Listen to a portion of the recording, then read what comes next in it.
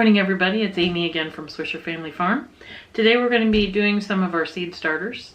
Probably most of our seed starters that we're going to do for the garden. There's going to be a few that we don't want to plant until, or do the seed starters until April. Mid to late April, so we'll wait on those. But this is early March and we're going to get started with some things that we want to do in our garden. So I'm going to show you this morning, I recently gave you a tour of our greenhouse that Justin built for me last year. And I'll put a link to that video here and in the description. But this is the first year we're using our greenhouse, so we're excited to see what kind of a start we get. Last year at this time, we were at my mom's. She's aging and has some memory issues, and so we had to make the difficult choice about moving her into an assisted living to get some extra support. So last year at this time, we were up there doing that. So we didn't actually get started on our garden at all until May. And, you know, it was really late. So the only thing we did plant last year was potatoes and onions. The onions didn't do great, but the potatoes did phenomenal. So today, one of the things I'm going to be doing is made a plan. We have decided how we're going to plan out our garden, how many plants we're going to plant of each, and we kind of made a map of what the garden's going to look like. Part of the reason we did that is so that we could know how much we want to plant, because this garden this year is going to be exponentially bigger than what it was last year. So we want to make sure we make good use of the space, that we plant things that we are going to use and eat, and that we can store easily. So that's the goal of what we're doing in the garden this year. We do want to increase our own food production to be able to support ourselves and be more self-sufficient. We don't plan on growing 100% of our own food, but we do want to grow a significant amount so we don't have to get it at the grocery store. And then we can control what goes in the food, and it's more cost effective that way. So today what I'm going to be doing is showing you how I get my seed starters ready to go. I have 10 trays that are 40 cells each that we're going to use for our seed starters. And they're like a mini greenhouse. And I'll show you the one that I have already put together. So I put the dirt in this one a few days ago just to see what it would do. And so here's the seed tray. It already has the dirt in it. It comes with a tray in the bottom. This is the moisture tray. So you can put the water in here. The water drips through the seeds. This thing has, like I said, I did it a couple of days ago and have left the lid on it. It has literally, it's like a greenhouse. It has created its own moisture. And I'm going to show you the lid. Look at the lid. It's got all kinds of moisture on it. So it's created its own moisture, and I didn't water this at all because it's just dirt. And there's actually moisture in the bottom of it because it created it itself. Because it created the moisture itself. So, I mean, this is going to be awesome for our seed starters this year. I'm very excited about it. So, once you get everything set up, it just looks like a little greenhouse. See, the dirt's in there. It's got the seed tray, and then it's got the water reservoir on the bottom, and then the clear top to help act as a greenhouse. So there's that one set up, but I'm going to show you, I'm going to set up the camera in a way that I'm going to show you what I'm doing to fill up the dirt. Makes it very easy. And this is a greenhouse, so, you know, it's fine. Everything's going to get dirty. Because, I mean, I am using dirt in here. So I don't anticipate that everything is going to stay clean. But as a way to keep the dirt contained, I have my seed growing mix, or my seed starting mix, which is the Jiffy Natural and Organic Seed Starting Mix. I have that in this black tote back here. And what I do when I'm filling up the seed tray is I just put the seed tray inside the box, fill it up, and then pull it out and set it on the lid to tap it. And then any dirt that comes off the seed tray goes into the lid, and I can put it back into the tote. So that just makes it very easy for me to be able to get my seed trays ready. And I'm going to go ahead and fill up all of them. There's 10 of them at 40 cells each, so that's 400. I do anticipate that I'm going to use all 400. If I have extras, I do have some more pots down here that I can use to put more seeds in to get those started. And I'll leave those sitting on the bottom shelf. The seed trays are going to go on the top shelf because they're flat and can be more stable. And the top shelf, if you remember, has that screen on it, the wide open screen.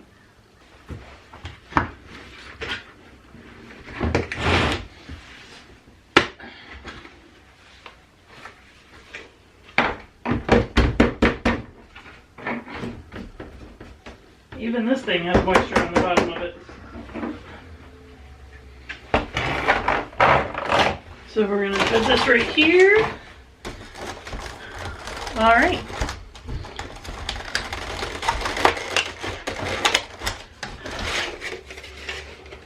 So here are my seed starter trays. They do have a hole in the bottom of each one so water can drain through, because you know for most things you need to have well-drained soil.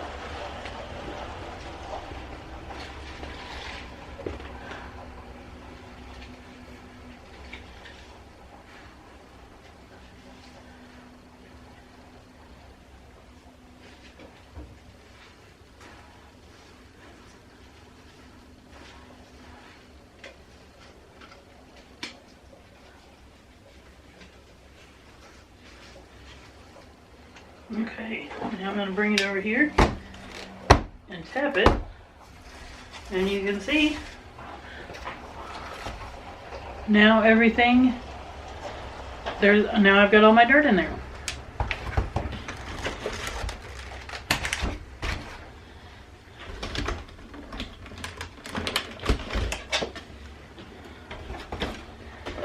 So I will get these prepared before I start planting anything in them. But I want to get them all put together and get all the dirt in them.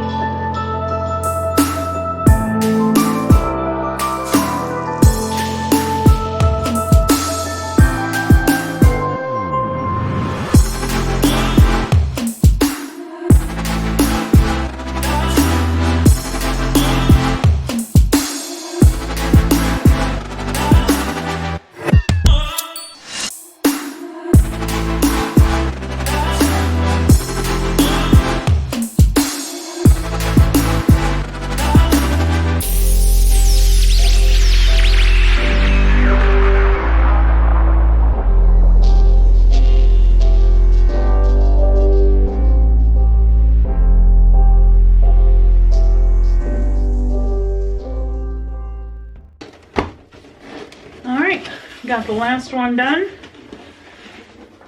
I'm just storing them up top for the time being, but now you can see there's some dirt here on the lid, and I'm just going to tap it back in here.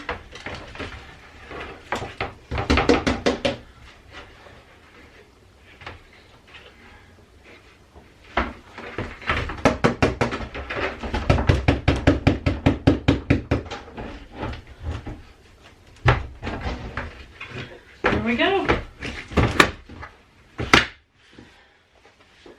So now I've got all the dirt in my seed starter, so I'm going to get ready to start planting.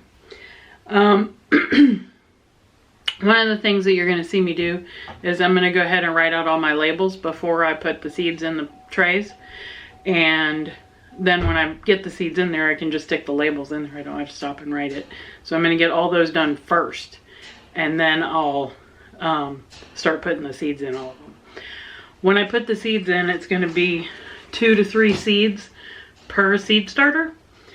Just to make sure that everyone has something that comes up.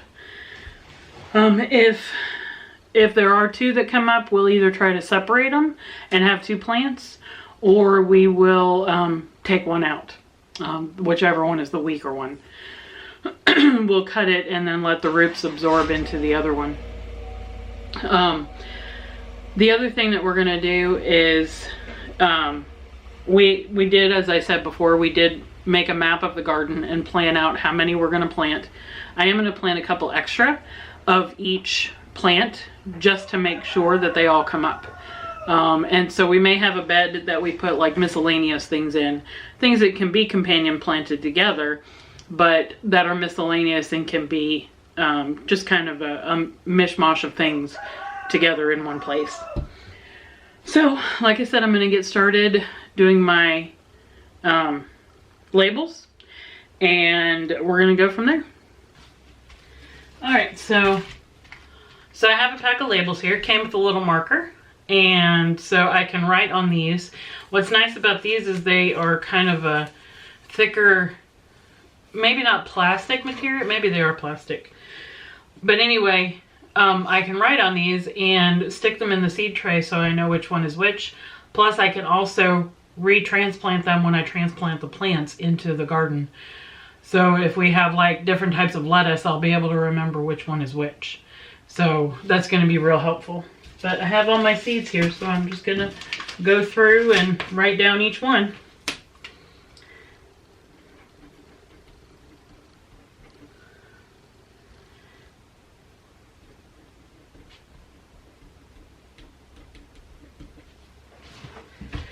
I do actually have some things that can be direct sown now into the ground, into the raised beds, and so we are going to use that front bed there for things like spinach and some other lettuces and things like that. I'm going to start some of the lettuce in the greenhouse and direct sow it out there just to see which ones come up better.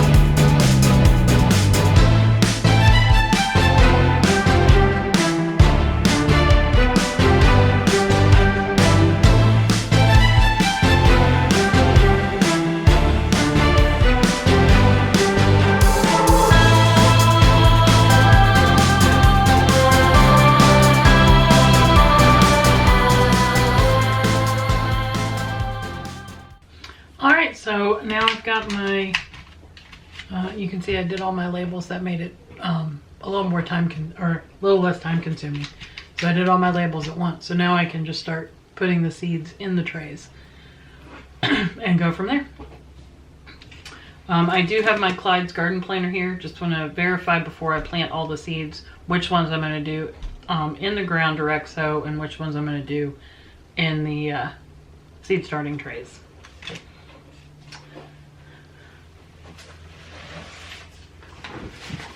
Plus I also have the map of our garden. So we've already written down how many of each plant that we're going to do as a seedling. So it's all planned out, and we'll be able to, I know how many to plant of each. So I'm going to do a few extra just to make sure. If they all come up, then one of the beds is just going to be miscellaneous bed that's going to have everything that was extra in it, if it can be planted together.